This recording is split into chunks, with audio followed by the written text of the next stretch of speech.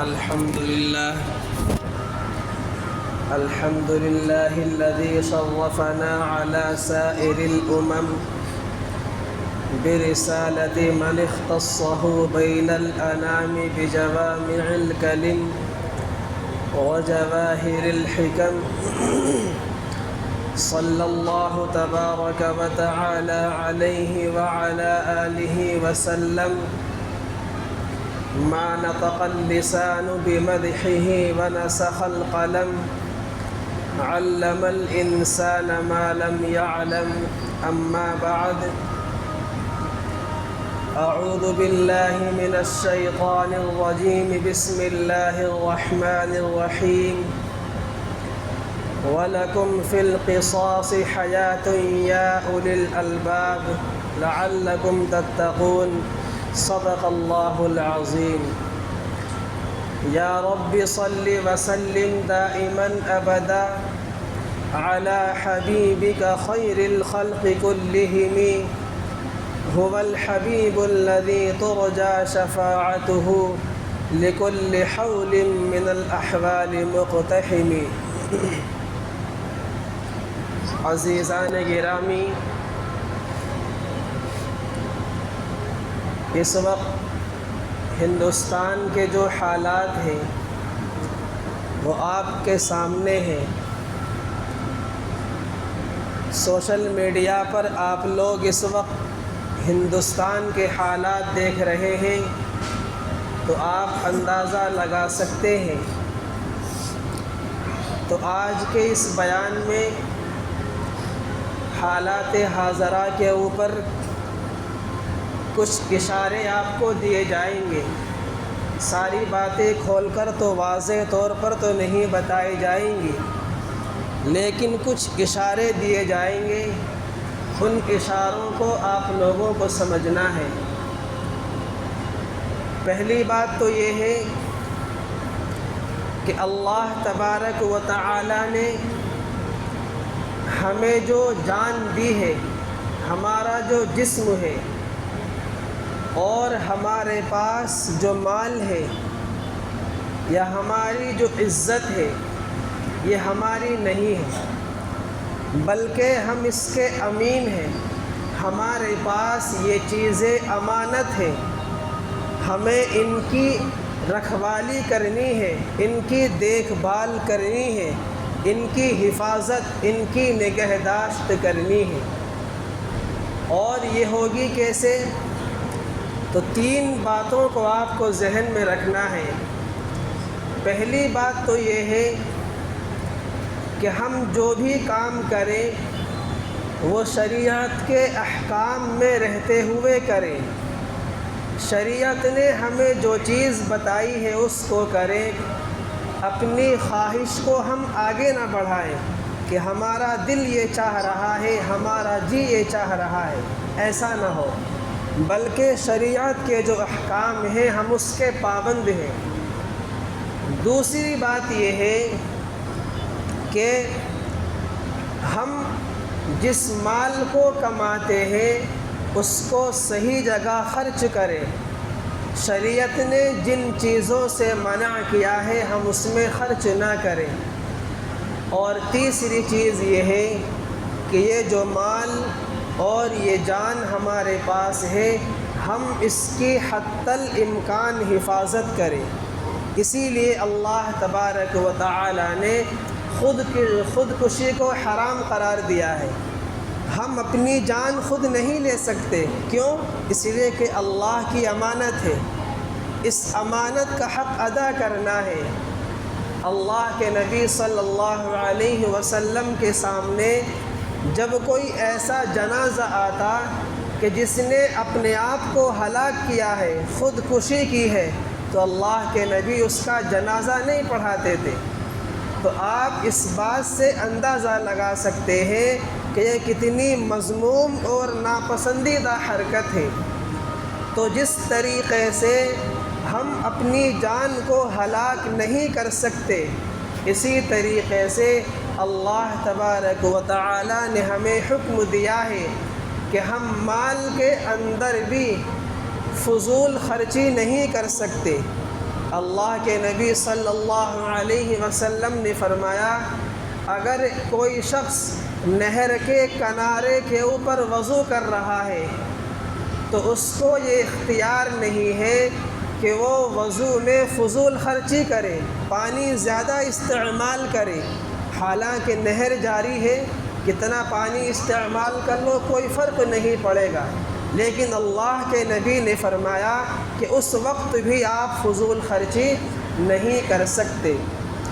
تو جب یہ بات سمجھ میں آ گئی تو اب اللہ کے نبی صلی اللہ علیہ وسلم نے فرمایا کہ جو اسلام ہمیں اپنی جان کو ہلاک کرنے کا حق نہیں دیتا، جو اسلام ہمیں فضول خرچی کا حق نہیں دیتا، تو اس بات سے یہ بات پتہ لگتی ہے کہ اسلام ہمیں امن اور آشتی کا نقیب ہے، امن اور صلاحیت کا پیداوار ہے۔ اسلام ہمیں یہ حکم دیتا ہے کہ ہم تمام طبقات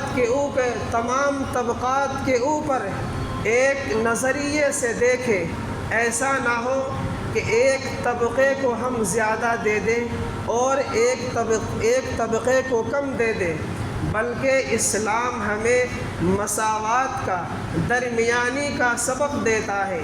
میرے دوستو، اگر ایسا ہوگا کہ ایک سماج کو تو آپ بہت بلند و بالا پہ چڑھا دیں اور ایک سماج کو بالکل نیست و نابود کر دیں، اسی لیے اللہ تبارک و تعالی نے فرمایا وَقَاتِلُوا فِي سَبِيلِ اللَّهِ الَّذِينَ لَا يُقَاتِلُونَكُمْ وَلَا تَعْتَدُوا إِنَّ اللَّهَ لَا يُحِبُّ الْمُعْتَدِينَ کہ اگر کوئی سماج بغیر کسی وجہ کے یا کوئی قوم بغیر کسی وجہ کے آپ کے اوپر ظلم و زیادتی کر رہی ہے، آپ کے اوپر تکالیف پر تکالیف، پریشانی پر پریشانیاں کر رہی ہے، تو پھر آپ کو اپنے بچاؤ کا حق ہے، آپ کو اپنی مدافعت کا حق ہے، آپ کو اپنی جان کی حفاظت کا حق ہے۔ لیکن میرے دوستو، اسی آیت کے اندر اللہ تبارک و تعالی نے فرمایا کہ اگر کوئی قوم ہمارے اوپر ظلم کر رہی ہے، اب ہم اس ظلم کا بدلہ لینا چاہتے ہیں، اب اس ظلم کے بدلہ لینے میں ہم لوگ جذبات کا شکار ہو جاتے ہیں، انتقام کی ہوس میں اور بدلہ لینے میں اتنے آگے بڑھ جاتے ہیں کہ قصور اور بے قصور، بے گناہ اور مجرم میں فرق نہیں کر پاتے، سب کے اوپر حملہ کر دیتے ہیں۔ تو اللہ تبارک و تعالی نے اس کو منع فرمایا ہے، ان اللہ لا يحب المعتدین، کہ اللہ تبارک و تعالی حد سے تجاوز کرنے والوں کو پسند نہیں کرتا۔ پھر اسی کے آگے اللہ نے ایک اصول اور بیان فرما دیا، وَلَكُمْ فِي الْقِصَاصِ حَيَاةٌ يَا أُولِي الْأَلْبَابِ، کہ میں نے بتایا اسلام برابری اور مساوات کا درس دیتا ہے۔ اب قرآن کے اندر ہے، اگر کسی نے کسی کو قتل کر دیا تو اب آپ کو اختیار ہے کہ اس کے بدلے میں آپ اس کو قتل کر دیں۔ قرآن یہ اعلان کرتا ہے وَلَكُمْ فِي الْقِصَاصِ حَيَاةٌ يَا أُولِي الْأَلْبَابِ، کہ اس میں عقل مند کے لیے، جو عقل رکھتے ہیں ان لوگوں کے لیے بڑی حکمتیں ہیں، لیکن جن لوگوں کے پاس عقل ہی نہیں ہے تو آپ ان کے سامنے دینی اعتبار سے، دنیاوی اعتبار سے کتنے ہی دلیلیں پیش کر دیں، وہ ماننے کو تیار ہی نہیں ہے، کیوں عقل نہیں رکھتے۔ اس لیے قرآن نے بیان فرمایا یا اولی الالباب، کہ عقل مند لوگوں کے لیے اس میں حکمت ہے۔ وہ حکمت کیا ہے کہ اگر کسی نے کسی کو قتل کیا، اب اسلام یہ اجازت دیتا ہے کہ اس کے بدلے میں آپ اس کو قتل کر دیں۔ اس میں حکمت یہ ہے، اگر اسلام کے اس اصول کو، اسلام کے اس قانون کو فالو کیا جائے تو پھر دنیا کے اندر امن باقی رہے گا، سکون باقی رہے گا، لیکن بہت سے لوگ یہ اعتراض کریں گے کہ بھئی ایک جان تو چلی گئی، اب اس کے بدلے میں دوسری جان کو ختم کرنا یہ عقل میں آنے والی بات نہیں ہے۔ لیکن میرے دوستو، دوسری جان کا چلا جانا یہ پوری قوم میں امن پیدا کر دے گا، پورے ملک میں بلکہ پوری دنیا کے اندر یہ امن پیدا کر دے گا اگر اسلام کے اس اصول کو لے لیا جائے۔ اسی لیے اللہ کے نبی صلی اللہ علیہ وسلم نے فرمایا کہ جو شخص اپنی جان کی حفاظت میں مارا جائے وہ شہید ہے، جو شخص اپنی عزت کی، اپنے گھر والوں کی عزت کو بچانے میں مارا جائے وہ شہید ہے، اور جو شخص اپنے مال کو بچانے میں، اپنے مال کی حفاظت میں مارا جائے وہ شہید ہے، اور جو شخص اپنے دین کی حفاظت میں مارا جائے وہ شہید ہے۔ ہمارے سامنے سب کچھ موجود ہے۔ اب اللہ کے نبی صلی اللہ علیہ وسلم کے اس فرمان کو اپنے ذہن میں رکھے اور سوچے کہ جان کی حفاظت یہ بات تو سمجھ میں آتی ہے، لیکن مال کی حفاظت میں اگر کوئی مارا جائے تو یہ شخص شہید کا درجہ رکھتا ہے۔ مال میں کیا آتا ہے؟ ہمارا مکان ہے، ہماری دکان ہے، ہمارا کاروبار ہے، ہماری سواریاں ہیں، ہمارے پاس گاڑیاں ہیں، ہمیں ہی ان کی حفاظت کرنی ہے۔ اگر ان کی حفاظت کرتے ہوئے کوئی شخص مر گیا تو وہ شہید کا درجہ رکھتا ہے۔ اسی طریقے سے اللہ کے نبی نے فرمایا کہ جو شخص دین کی حفاظت میں مارا جائے وہ شہید ہے۔ اب دین کی حفاظت کیا ہے؟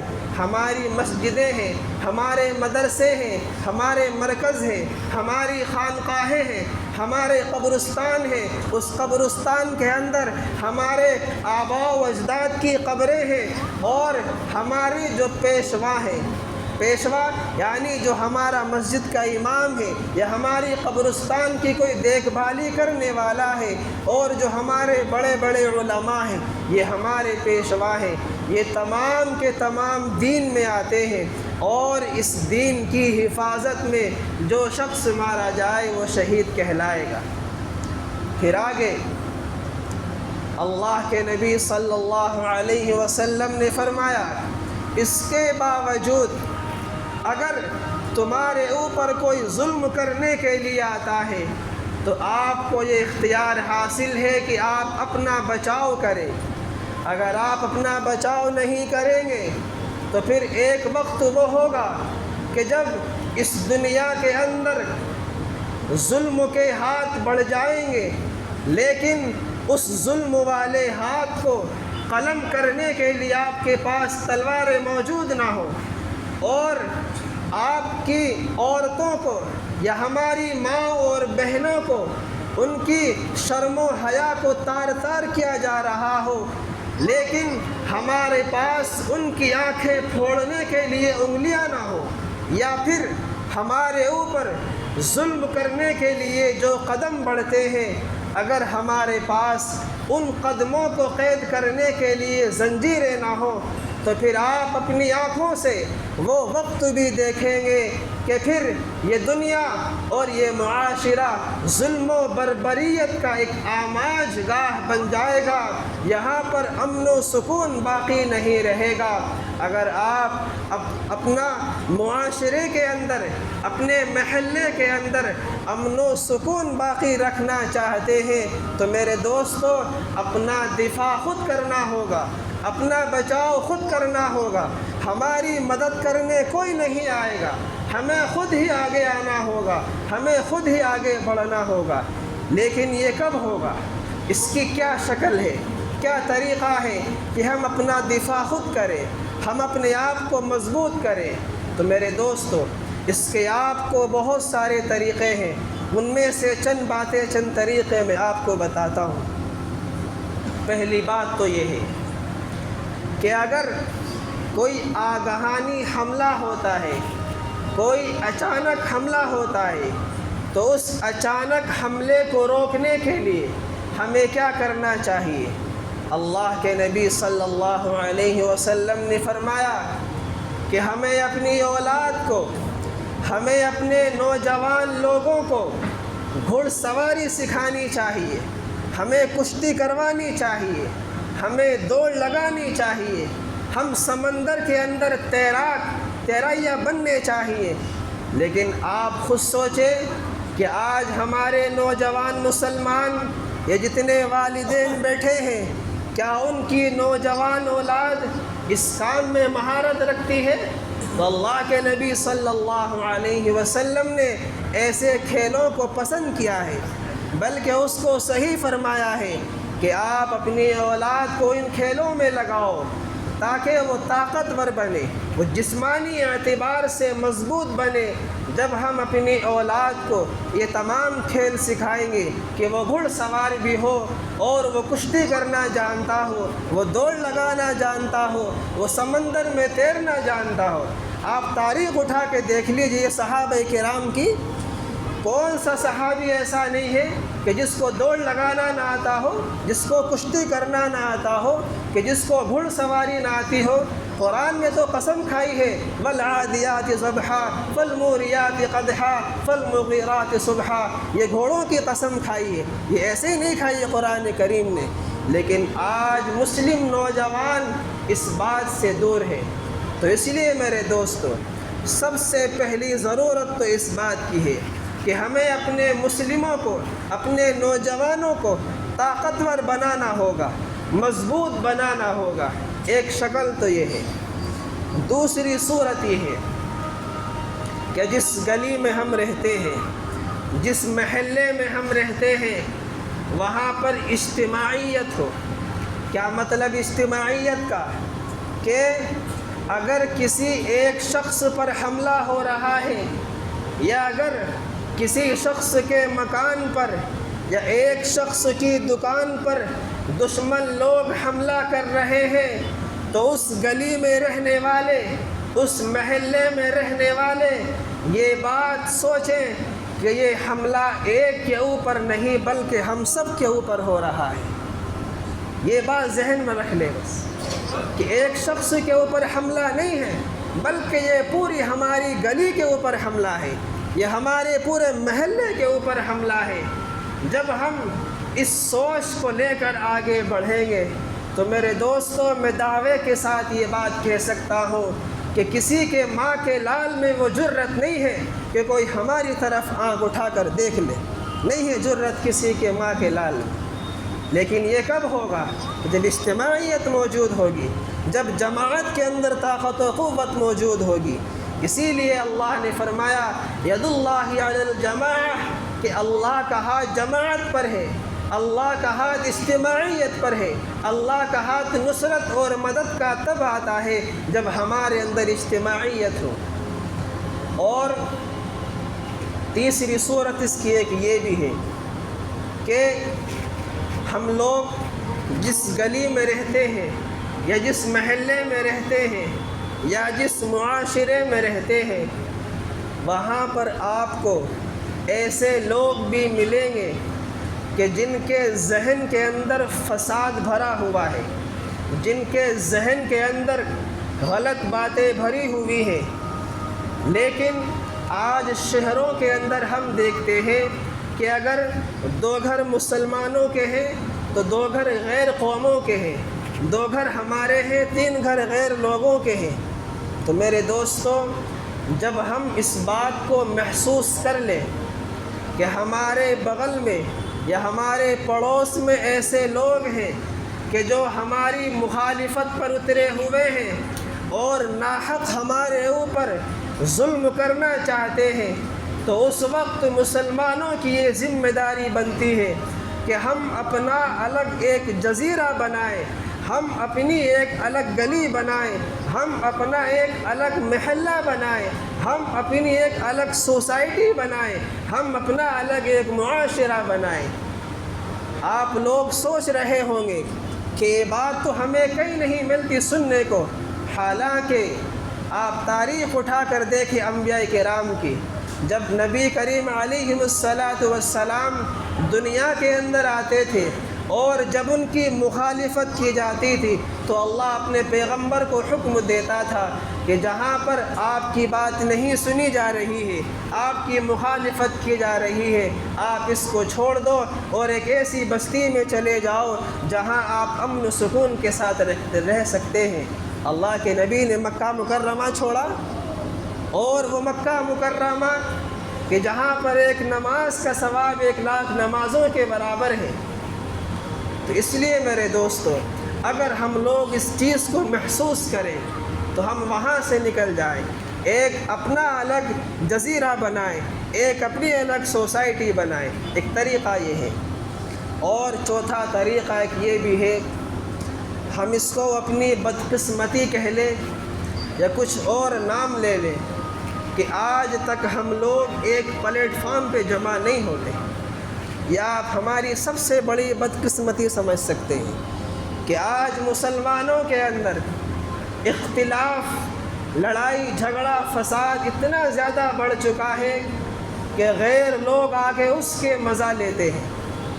تو اس لیے آج اس بات کی بڑی سخت ضرورت ہے کہ ہم اپنے اندر اجتماعیت پیدا کریں، اور یہ کب ہوگا کہ جب ہم اپنی آپس کی لڑائی کو ختم کر دیں اور ہم مجتمع ہو کر، جمع ہو کر ایک پلیٹ فارم پہ آ جائیں۔ جیسے ہم لوگ اس وقت یہاں جمعے کی نماز کے لیے آئے ہوئے ہیں، کتنے سینکڑوں کا مجمع اس وقت ہماری مسجد میں موجود ہے۔ میرے دوستو، اب یہاں پر کسی کی ہمت نہیں ہے کوئی آ کر ہمیں کچھ کہہ دے، کہ معلوم ہے کہ لوگ جمع ہیں، موجود ہیں، ان کو سب کو اجتماعیت ان کے اندر موجود ہے۔ مسجد میں آ کے کوئی جھگڑتا نہیں ہے، مسجد میں آ کے سب ایک ہو جاتے ہیں۔ تو اس لیے ہم ایک پلیٹ فارم پہ جمع ہو جائیں اور اپنی لڑائی کو، جھگڑے کو ختم کر دیں۔ اور اب آخری بات بتا کر ختم کرتا ہوں۔ سب سے بڑی بدقسمتی پہ جو ہمیں رونا آتا ہے کہ ہمیں لیڈ کرنے کے لیے ہمارے پاس کوئی ایسا رہبر نہیں ہے، ہمارے پاس کوئی ایسا قائد نہیں ہے کہ جس کی رہبری میں ہم چلیں، جس کی قیادت میں ہم چلیں، کوئی ہمیں لیڈ کر سکے۔ اور اس کی سب سے بڑی وجہ یہ ہے کہ مسلمان اس وقت سیاست کے اعتبار سے بہت کمزور ہے، مسلمان پولیٹیکل اعتبار سے بہت کمزور ہے۔ کوئی سیاسی پاور مسلمان کے پاس نہیں ہے، کوئی سیاسی طاقت مسلمانوں کے پاس نہیں ہے۔ اس لیے حضرت مولانا علی میاں ندوی رحمۃ اللہ علیہ نے آج سے 25-26 سال پہلے یہ بات کہی تھی۔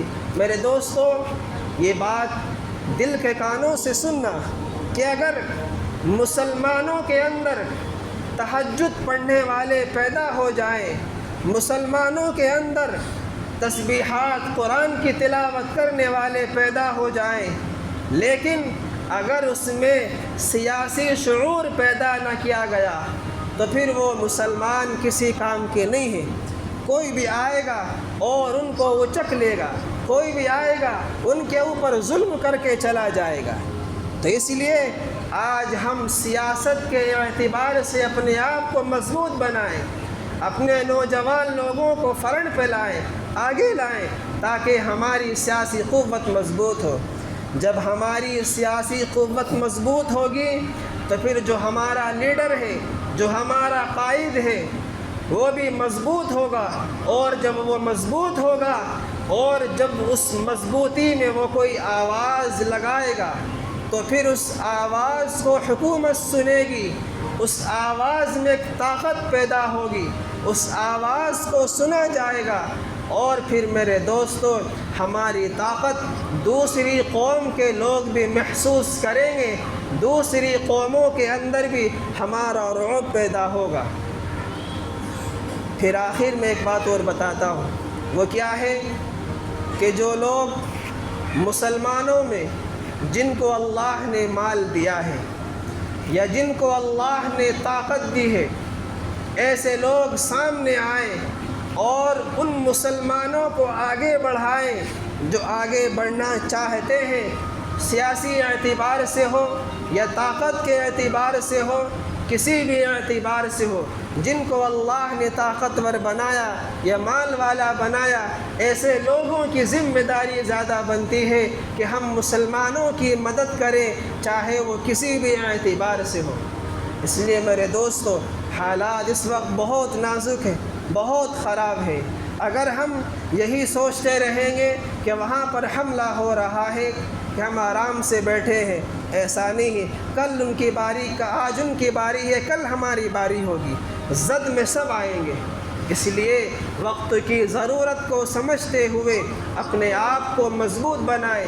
اللہ کے نبی صلی اللہ علیہ وسلم تو اپنی حفاظت یہاں تک کرتے تھے کہ اگر استنجا کرنے جا رہے ہوں تو استنجا کرتے ہوئے بھی ایک نیزہ ساتھ لے کر جاتے تھے، تاکہ اگر کوئی بیت الخلاء میں کوئی کیڑا مکوڑا آ جائے اس کو مارنے کے کام آ جائے۔ لیکن آج ہم اپنی حالت دیکھ لیں کہ ہمارے گھروں کے اندر سانپ مارنے کے لیے یا کتا بھگانے کے لیے ایک لاٹھی بھی موجود نہیں ہوتی۔ میں آپ کو اشارہ دے رہا ہوں، ایک لاٹھی بھی موجود نہیں ہوتی۔ حالانکہ یہ بہت زیادہ غیر مناسب بات ہے، یہ عقل والوں کے لیے یہ بات صحیح نہیں ہے، یہ غیر دانش مندانہ بات ہے۔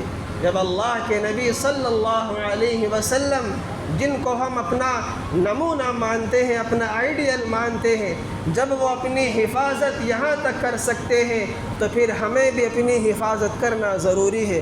اب چاہے اپنی حفاظت کرنے کے لیے ہمیں کچھ بھی استعمال کرنا پڑے تو آپ کریں۔ مکان مضبوط بنانا ہے، اونچا بنانا ہے تو بنائے۔ اپنی جان کی حفاظت کے لیے آپ کو کچھ خریدنا ہو خریدے، لیکن اپنی حفاظت کے لیے کچھ نہ کچھ ضرور کریں، ورنہ میرے دوستو اگر ہم بزدل ہو کر بیٹھ جائیں گے تو پھر کوئی بھی آئے گا ہم کو اچک لے گا، نہ ہمارا نام رہے گا نہ نشان رہے گا۔